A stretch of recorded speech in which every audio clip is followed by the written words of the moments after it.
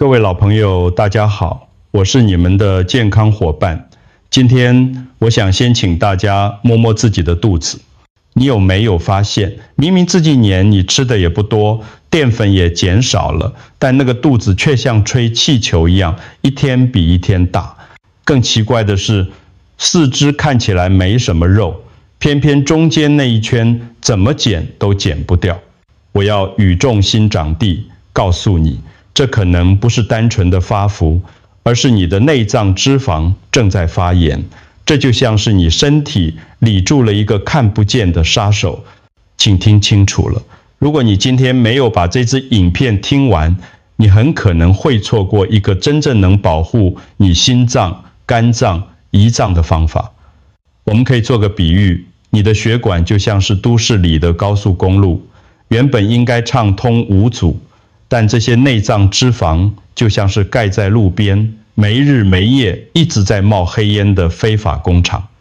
他们不断把发炎物质排进你的血液，让你的血管生锈，让你的器官超载。很多人到了晚年，并不是所谓的老死，而是慢慢被这些积压已久的内脏脂肪给拖垮的。所以这支影片请你一定要听到最后，这攸关你接下来10年的生活品质。在开始之前，别忘了订阅我们的频道并开启小铃铛，这样你才不会错过我们为你准备的最佳健康建议。我想知道你现在是否正在专心听。我说，如果你觉得今天的内容对你有帮助，请在评论区打个1；如果你觉得还好，请打个0。让我们开始吧。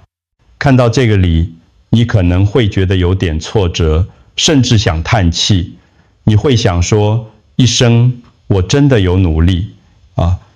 我这阵子为了减肥，连最爱控肉饭都不敢吃，每天晚餐只喝1点汤，早晚还去公园走1万步，为什么肚子还是那一叠？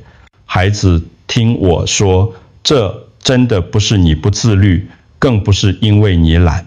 在我诊间里看过太多像你一样的朋友，年纪大约在45岁到70岁之间，有的是辛苦了一辈子的上班族，有的是把家里打理得井井有条的家庭照顾者。进入更年期后，身体的荷尔蒙就像断了线的风筝，变得完全不受控制。你每天战战兢兢地计算热量，不敢吃肉，看到好吃的甜点也只能流口水，但体重计上的数字就是不动如山，这种无力感，我非常理解。你会开始怀疑，是不是自己老了，没用了，甚至觉得这辈子可能就这样了。但我今天要在这里给你一个拥抱，告诉你，问题真的不在于你不够努力，而在于你的方向可能从一开始就偏移了。内脏脂肪这一道锁，如果你拿错了钥匙，就算你把门撞烂了，它还是开不了的。接下来我要帮你换一把正确的钥匙。既然努力不一定有用，那到底是谁在背后捣乱？我执业这么多年，观察到真正的凶手其实不是你碗里的白饭，而是3个躲在暗处的隐形推手。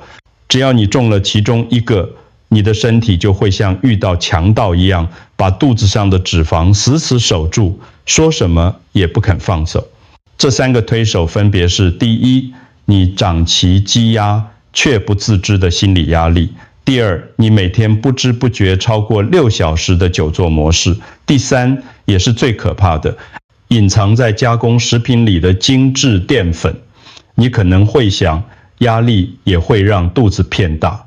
没错，当你的大脑觉得不安，你的身体就会启动一种生存机制。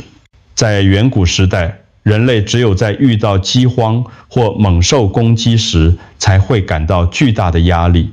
为了活下去，身体会发出指令，赶快把所有能量转换成脂肪，存放在最靠近器官的地方，也就是肚子、座位、能量仓库。所以当你现在每天为了生活琐事操心，为了孩子烦恼时，你的身体其实以为你正在逃难，他是在救你啊，他怕你没东西吃，所以拼命帮你囤积脂肪。这就是为什么你吃得少却瘦不下来的原因。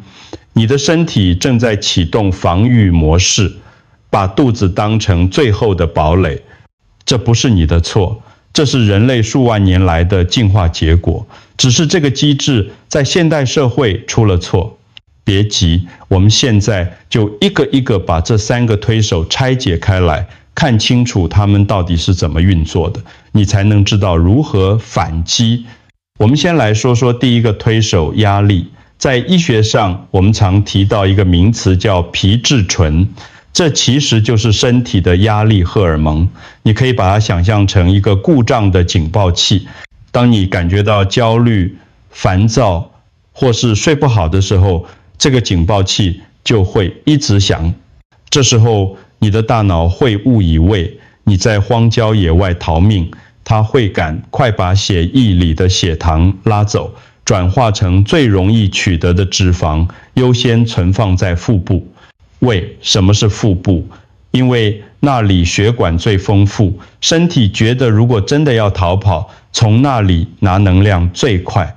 我常在门诊遇到一些朋友，他们可能是要照顾高龄的父母，或是要在职场上扛起重担，甚至是正经历更年期的生理波动。他们外表看起来很冷静，但体内的皮质醇早就爆表了。你越是紧张，越是强迫自己要赶快瘦下来，你的身体就越会觉得威胁巨大，结果就是肚子背，保护得更严实。所以，亲爱的朋友，我想请你先放松你的肩膀，告诉自己，我现在很安全，我的身体不需要再为我囤积脂肪了。这个心理上的释放，有时候比少吃2口饭还要有效。我们要学会跟自己的身体和解，而不是把它当成敌人来对抗。当你放下了那份紧绷，那个顽固的警报器才有可能慢慢安静下来。处理完压力，我们来看看另外2个联手出击的杀手。首先是久坐，这真的不是开玩笑的。研究显示，只要你持续坐着超过6小时，你体内一种专门用来分解脂肪的酵素活性就会大幅下降。很多人以为我白天坐办公室8小时，晚上去操场走30分钟就能抵消。很遗憾，这在生理学上是行不通的。这就像你把一整天的垃圾都倒进河里，只靠一根小吸管是清不完的。再来是那个最会伪装的精致淀粉。现在很多标榜无糖的食品，其实里面藏满了麦芽糊精或修饰淀粉。这些东西进到肚子后，升糖速度快得惊人。我常看到很多吃素的老朋友想说，我不吃肉，不吃油腻，内脏脂肪应该很低吧？结果一检查，指数高得吓人。为什么？因为他们吃了太多的面条、面包，还有塑料，这些全是浓缩的精致淀粉。这就是我说的制度漏洞。你的身体认不出这些高科技加工品，它只知道血糖突然飙高，胰岛素只好赶快出来，把这些糖分全部塞进你的内脏里。所以这不是你的意志力有问题，而是我们现代人的生活环境充满了陷阱。我们以为在养生，其实是在喂养内脏脂肪。你要知道，很多时候你肚子上的那一圈肉，其实是这些错误标签含久坐习惯共同制造出来的。说了这么多警告，你可能又开始担心了，医生，那我是不是要开始断食，还是每天要去跑1个小时的马拉松？请放心，我的答案是完全不需要。我从不建议老人家去做那些激烈的运动，或是饿到头晕眼花的节食。那样做只会让你的压力更大，皮质醇更高，最后适得其反。我们要追求的是一种优雅且科学的方法。我常跟我的病人说，对抗内脏脂肪，我们不需要跟他拼命，我们要玩的是心理战、和时间差。有一句很重要的话，请你记住，我们要做的是，在你还没吃饭前，就先赢一半。只要在进食的顺序和搭配上做一点点微调，你就能像在肠道里装了一个筛选器，让好营养进去，让多余的废物排出来。接下来我要教你一个非常简单，在家就能做的餐前饮品。这不是什么昂贵的仙丹，而是一个利用简单生理机制就能改变血糖走向的秘密武器。现在我要揭晓这个关键的餐前饮品，它由4种非常平凡，在超商或菜市场就能找到的成分组成。这4种东西分别是优质的水溶性纤维、天然的发酵、醋、具有抗氧化力的茶类，以及最基础的纯净水。为什么这一杯这么神奇？你可以把它想象成在你的肠道里铺了一张防护网。当这杯饮品先进入你的胃，水溶性纤维会开始吸水膨胀，变成像果冻一样的质地，覆盖在肠道黏膜上。接着，发酵处理的有机酸会开始工作，减缓碳水化合物被分解的速度。这是一个什么概念呢？这就像是你原本准备迎接一场洪水，也就是接下来餐点里的淀粉，但因为你先铺了这一张网，洪水就变成了涓涓细流，慢慢的渗透进血液。你的身体不再因为血糖暴增而感到恐慌，胰岛素也就不用大张旗鼓的跑出来，把糖分转成脂肪。我要再次强调，这绝对不是什么神奇的减肥药，更不是要你泻肚子，这纯粹是利用天然物质的物理性质来调整你的生理机制。这是一个长远且健康的策略。只要你养成餐前喝这一杯的习惯，你就会发现，你不需要刻意少吃，你的身体自然就会开始减少囤积。这就是科学的力量，让我们用最聪明的方式把健康的主导全拿回来。或许你还是半信半疑，没关系。我用最简单的红绿灯理论来说给你听。想象你的血液就像一条马路，血糖就是路上的车流。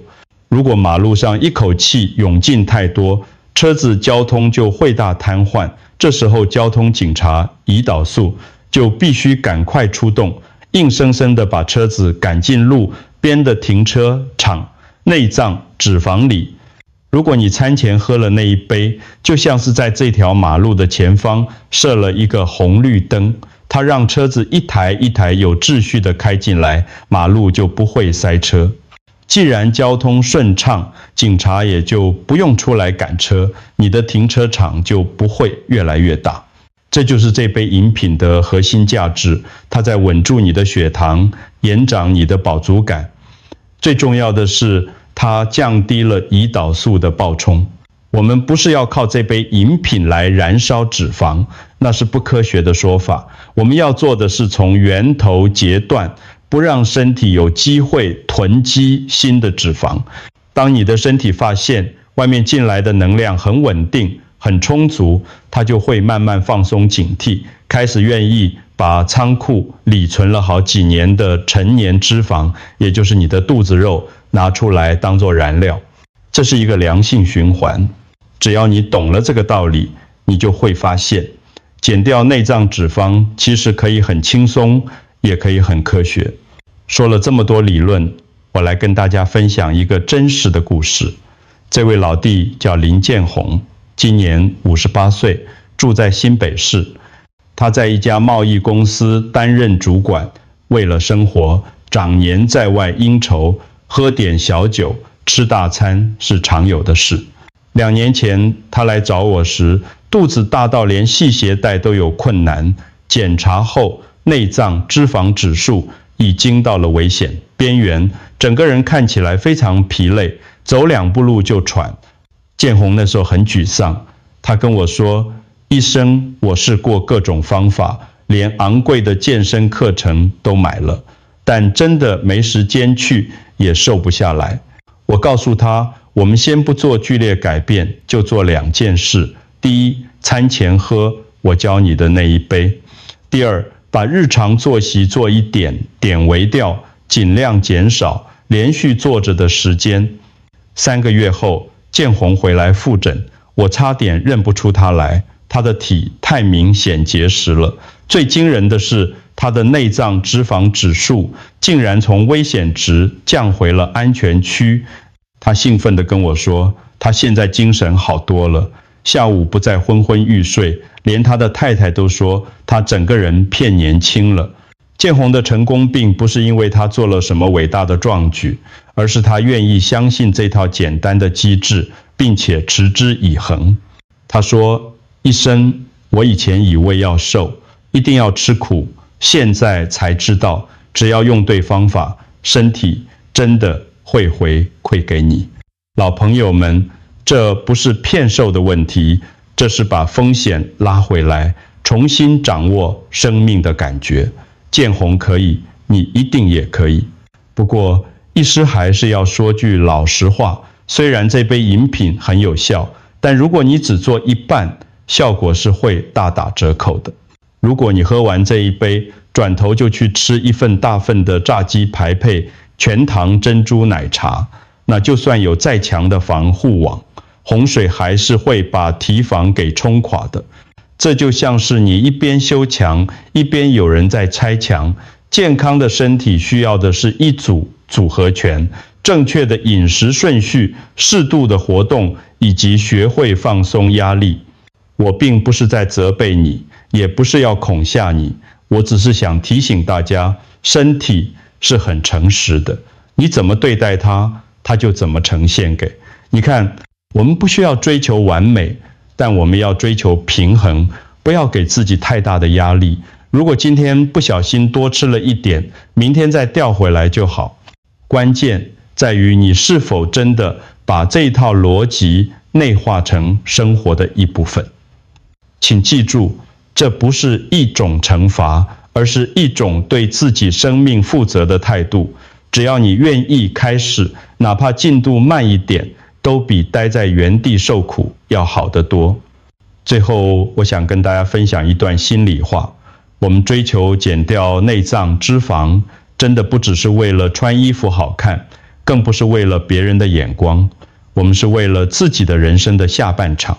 想象一下，如果你能拥有一个更轻盈、更健康的身体，你是不是能更有体力陪孙子去公园跑跑步？是不是能跟老伴去更多地方旅行，而不用担心走不动？你的身体并不是你的敌人，那个肚子上的肉其实是身体在向你发出的求救讯号，它在告诉你，它累了，它需要你的帮助。所以，请从今天的那一杯餐前饮品开始做起，给自己一个机会，也给你的身体一个机会。如果你觉得今天的分享对你有启发，请一定要分享给你的家人和朋友，让我们一起在健康的道路上走得更稳、更远。谢谢大家今天的收看，我是你们的健康伙伴，我们下次再见，祝大家平安健康。